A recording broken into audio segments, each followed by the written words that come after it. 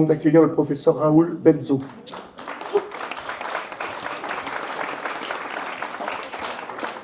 Merci beaucoup. Je suis, comme les précédents intervenants, ravi de partager avec vous quelques éléments.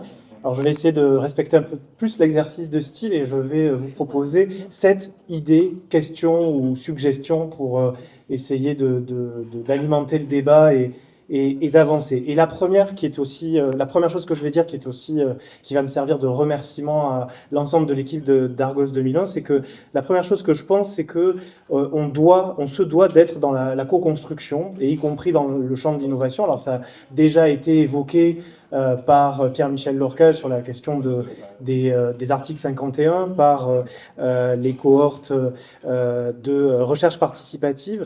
C'est extrêmement important. Il faut que chaque acteur, sans hégémonie d'une association sur l'autre ou d'un réseau de soins sur l'autre, chacun puisse contribuer et construire l'évolution du savoir. Et je profite de cette tribune pour dire combien je pense que la Fondation fondamentale a beaucoup contribué à faire avancer ces choses-là.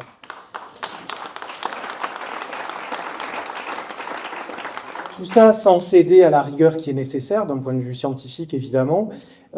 Et parce que le deuxième point que je voulais partager avec vous, c'est effectivement un constat que malheureusement, sur lequel on échange beaucoup, qui est effectivement une réelle difficulté, en particulier la question du retard diagnostique. Alors évidemment, le retard diagnostique ne va pas concerner tous les patients qui vont souffrir de troubles bipolaires, on en a parlé à l'instant à table, mais on sait qu'il y a une majorité de patients qui vont connaître un retard diagnostique, que ce retard diagnostique, il est de plusieurs années, et que tous les indicateurs nous montrent que ce retard diagnostique, il est extrêmement délétère. Parce que ce n'est pas tant la question de bénéficier du diagnostic, c'est que ne pas recevoir le diagnostic de trouble bipolaire, c'est avoir une maladie plus grave, plus active, plus de rechutes, nécessitant plus d'hospitalisation, et finalement, avec une démonstration médico-économique qui est très claire, que ça coûte plus cher à la société de ne pas avoir déterminé le bon diagnostic. C'est important parce que parfois on pense que finalement, en psychiatrie, on pourrait peut-être faire abstraction de la question du diagnostic, de dire on est une discipline médicale, mais en même temps on a des objets spécifiques, donc peut-être que cette question du diagnostic n'est pas si simple, on a aussi affaire à des trajectoires personnelles, des vécus personnels. Moi, je vais être très radical sur cette question. Je pense qu'en tant que discipline médicale, on doit travailler avec des diagnostics et que c'est ces diagnostics qui nous concernent et c'est ces diagnostics qui sont les leviers de la qualité de prise en charge, qui est aussi une autre question. Donc, on est face à une difficulté. Et le troisième point que je voulais partager avec vous, c'est qu'effectivement, on s'est engagé, on est nombreux à être engagés dans la question de comment on pourrait améliorer cette pratique du diagnostic, parce que ce que montrent les données de qualité du diagnostic, c'est qu'on montre que l'attitude clinique, c'est-à-dire le fait qu'on consulte un professionnel de santé et que ce professionnel de santé détermine le diagnostic, malheureusement, les cliniciens, sans jeu de mots, ne sont pas sensibles. Qu'est-ce que ça veut dire ? C'est qu'en fait, souvent, ils loupent les diagnostics. Par contre, ils sont très spécifiques. Quand un clinicien formule une hypothèse diagnostique, en général, il ne se trompe pas. Mais souvent, malheureusement, ce diagnostic n'est pas assez sensible, le patient n'est pas détecté, n'est pas dépisté.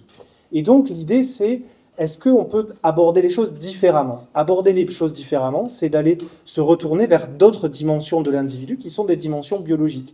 Et l'idée, c'est est-ce que par des prises de sang, des mesures biologiques, on pourrait combler ce déficit de sensibilité, de détection du diagnostic, de façon à pouvoir rapidement avoir un diagnostic adéquat, donc une prise en charge adéquate, et donc réduire ce retard diagnostique qui a des conséquences que j'ai déjà évoquées. Donc, effectivement, on a un terrain qui rend l'idée des biomarqueurs particulièrement intéressante. Et dans le champ des troubles bipolaires, c'est extrêmement important parce qu'on a parlé de l'errance diagnostique, de ce temps qui passe sans avoir le diagnostic. Et en plus de ça, ce que je n'ai pas expliqué, c'est que souvent, les premiers temps des soins ne se font pas avec les psychiatres.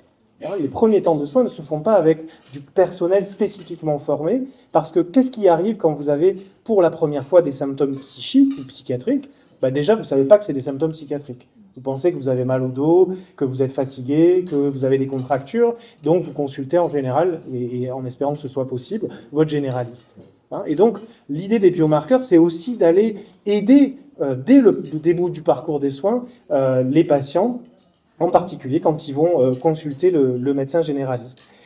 Alors les biomarqueurs, c'est effectivement quelque chose de très intéressant, mais pour autant, ça nous engage en termes de qualité scientifique parce que, alors vous le savez peut-être, hein, on vit un certain nombre de scories dans le développement des biomarqueurs avec parfois des effets d'annonce qui ne sont pas tout à fait adéquats. Il y a une nécessité absolue que les biomarqueurs soient fiables. C'est vraiment extrêmement important. C'est-à-dire qu'effectivement, ils répondent à des critères de qualité, de sensibilité, de spécificité, c'est-à-dire qu'ils servent à quelque chose. Hein, si je vous annonce un biomarqueur mais que je n'ai pas des qualités de fiabilité scientifique suffisante, ben en gros, je ne sers à rien. Donc ça, c'est extrêmement important. Et c'est important que cette recherche sur les biomarqueurs, elle soit inscrite dans une recherche de qualité qui soit aussi exigeante que celle qu'on mènerait si on développait un nouveau médicament, par exemple. Ça veut dire qu'on annonce les hypothèses qu'on veut faire avant, on publie au préalable les protocoles de recherche, et puis on analyse les résultats. Et puis, ce qui est très important aussi, c'est que le développement du biomarqueur, il soit situé, et quand je dis situé, ça rejoint un peu le propos de Pierre-Michel Lorca, c'est-à-dire situé dans un parcours de soins. Il ne s'agit pas de dire, on va prendre un biomarqueur, et puis on va faire passer les gens les uns après les autres, et puis on leur dira bipolaire, non bipolaire, bipolaire, non bipolaire. On va plutôt essayer de développer des solutions qui s'intègrent dans un parcours. Et plutôt que de dire on va développer un biomarqueur de la bipolarité, on va dire quelque chose de plus précis qui est de dire en cas de dépression, si le traitement de la dépression nécessite un traitement antidépresseur, utilisons un biomarqueur, une mesure biologique, une prise de sang, qui permette de déterminer la probabilité de présence ou d'absence de troubles bipolaires. Pourquoi ? Parce que dans 80-90% des cas, il n'y aura pas de trouble bipolaire, et donc cette prescription, elle est adéquate, mais dans 10 à 20% des cas, ça ne sera pas ça. Et il y aura un trouble bipolaire qui n'est pas connu, et donc au lieu de continuer les soins vers la prescription d'antidépresseurs, on va dire à ce moment-là, on va consulter un spécialiste, un centre expert, un centre de référence pour établir clairement le diagnostic de trouble bipolaire, et donc bénéficier d'une prise en charge spécifique dans un parcours de soins dont on espère que, par exemple, il sera remboursé. Donc il faut que ce soit situé. Le quatrième point, ça c'est ce qu'on a fait nous, on a développé avec mon collègue Nicolas Gleschenhaus de l'Université de Nice un algorithme qui permet effectivement d'identifier les patients s'ils souffrent de troubles bipolaires ou s'ils souffrent de troubles dépressifs quand ils ont des symptômes dépressifs. Donc on est co-inventeur d'un brevet. Et on a, sur la base de cette découverte, on va dire, on s'est engagé dans une validation. Et c'est vraiment un plaisir pour moi de vous dire qu'on va débuter aujourd'hui, dans les jours qui viennent, une étude qui s'appelle Bipovit, qui est, dont le promoteur, c'est-à-dire l'organisateur, le responsable, est le CHU de Montpellier. Mais c'est une étude qui va se dérouler sur la France entière, dans de nombreux centres, dans lequel on va accueillir des patients qui souffrent de dépression, le plus souvent d'un premier épisode dépressif, et chez qui vont voir leur généraliste et que le généraliste va nous adresser dans l'étude et chez qui on va tester notre biomarqueur pour voir s'il fonctionne effectivement dans ce contexte très précis, auquel cas on aura une étude de validation si cette étude est positive. Le sixième et avant-dernier point, c'est de dire que tout ça, l'innovation, on en a peu parlé jusqu'à présent, mais il y a des acteurs du monde économique qui sont présents aujourd'hui, ça n'est possible que dans une interaction avec le tissu industriel, avec les acteurs de l'économie. Et aujourd'hui, on a la chance, pour notre projet, d'être en collaboration avec une start-up qui s'appelle Psychonos, qui prend le risque de dire si ça fonctionne, on va amener ce produit sur le marché, et ce qui est absolument impossible de faire si vous n'avez pas un industriel qui va supporter le projet. Et donc c'est extrêmement important de garder à l'esprit qu'on est dans une nécessité d'interaction publique-privée, dans une nécessité d'interaction entre associations, centres hospitaliers universitaires, laboratoires de recherche et tissus industriels, parce que ça n'est que dans ces interactions-là qu'on trouve le chemin le plus productif possible, encore une fois, au service des patients. Et puis, le septième et le dernier point de mes 7 minutes, c'est de garder quand même aussi un point de vue sur un questionnement global, une approche globale de ces questions, parce qu'on s'est aperçu petit à petit, en discutant avec les gens, en analysant un petit peu la situation par rapport à la perception de la recherche, etc., que l'innovation toute seule, elle ne sert à rien si elle n'est pas dans un environnement social qui lui permet de l'accueillir. J'ai découvert, en m'intéressant à ce problème, qu'en médecine, les innovations comme le stéthoscope, par exemple, ont soulevé d'énormes problèmes pour être acceptées. C'est-à-dire que le jour où on a inventé le stéthoscope, les médecins ont dit « Non mais moi, j'ai pas besoin de ça. Qu'est-ce que c'est cet appareil qui va se mettre entre mon patient et moi, qui va fausser ma relation ?» Et en fait, il y a tout un tas d'études historiques ou épistémologiques qui montrent que c'est pas parce que c'est innovant et performant que ça va fonctionner. Et qu'il nous faut travailler, et il nous faut travailler avec les acteurs, avec les associations, mais aussi avec d'autres disciplines que les disciplines médicales, comme la sociologie par exemple, ou l'anthropologie, de savoir, mais qu'est-ce que ça fait de dire, peut-être que demain, on aura un biomarqueur qui permet de dépister la bipolarité quand on souffre de dépression.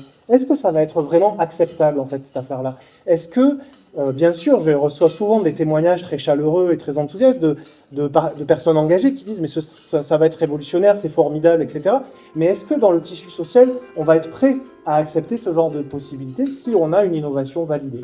Et donc, je voulais terminer par ça, et puis vous donner rendez-vous, parce qu'on aura des résultats, on a prévu dans le protocole clinique d'avoir des résultats intermédiaires, et j'espère que d'ici 12 mois, on pourra vous raconter encore plus de cette belle histoire. Merci beaucoup. Bien a dit, maladie, les différents hors normes bipolaires, autistes, schizophrènes, les plus grands artistes, chanteurs, ministres, présidents, psychanalystes, hommes, femmes, stylistes, les 27, Amy Winehouse, Jimi Hendrix, Mike Brandt, Kurt Cobain. On dit qu'il y a 20% de neuroatypiques et 80% d'atypiques. Pour moi, on est du même moule, mais le destin en a voulu autrement. La science avance certes, mais ces pathologies ont toujours existé et seront toujours là, mais avec des effets moindres, car l'humanité comprendra enfin cette richesse d'être différent, cette hypersensibilité, cette fragilité, ce courage. Baudelaire, Verlaine, Rimbaud n'avaient pas d'autre choix que de survivre grâce à l'opium. Cette musique que j'ai découverte s'appelle Van Gogh. Savez-vous pourquoi? Bipolaire ou maniaco-dépressif? Un très bel artiste a chanté sur les femmes, Madame, en slam. Moi, je souhaitais chanter cette chanson sur les personnes pas comme les autres. De nombreux films ces dernières années retracent les vies des personnes atypiques, hors normes, comme son nom l'indique. Un petit truc en plus, le livre des solutions, Les Intranquilles, la vie d'Yves Saint-Laurent. Churchill, le saviez-vous?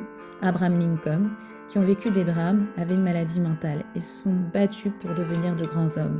La psychiatrie est le parent pauvre de la médecine et surtout, nous pourrions éviter les prisons, les frustrations et faire de ces personnes qui ont un don du ciel des acteurs qui feraient évoluer le monde. Arrêtons avec la honte d'être un proche, patient. Je suis peut-être utopiste, mais il suffit juste d'écouter, c'est tout, ne pas juger. On ne sait jamais ce que demain est fait. Nous avons tellement à apprendre de ces gens extraordinaires. La plus belle richesse est la tolérance des deux côtés. Je ne veux pas de peine, de pathétisme ou de condescendance envers ces hommes et femmes extraordinaires. Ils méritent mieux, juste de meilleurs soins, de la bienveillance, de la bientraitance. Ces deux mondes ne peuvent qu'en faire un. Tellement de belles choses les rallient, comme la musique, la peinture, les chansons, des causes comme celle-là. I Have a Dream 2025.